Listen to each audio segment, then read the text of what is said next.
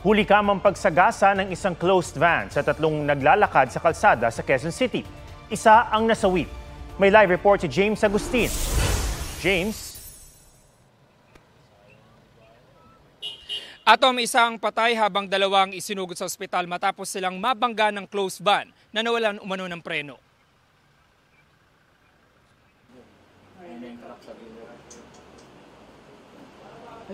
Naglalakad sa bangketa ang tatlong babaeng nasa CCTV footage. Pasado alas 7 ng gabi sa Victoria Avenue, Barangay Damayang Lagi, Quezon City. Malayo sa likuran nila ang bumabiyaheng closed van. Pero nang malapit na sa kanto ng 13th Street, kumana ng closed van. Kumalso sa bangketa, nagdire-diretso at tinumbok ang mga naglalakad na babae.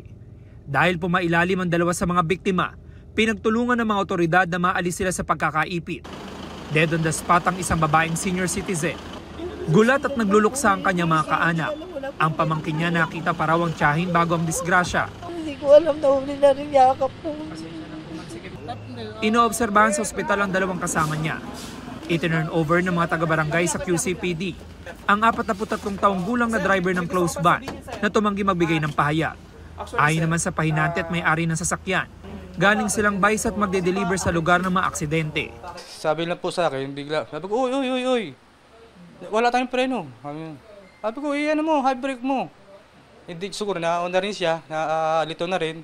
Yung medyo malapit na, ako na nag-high brake na po.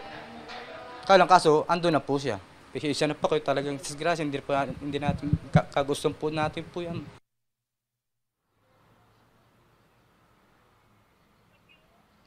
Samantala, nasa kusudiya na ng QCPD Traffic Sector 4 yung driver ng closed van habang nagpapatuloy ang investigasyon. Atom?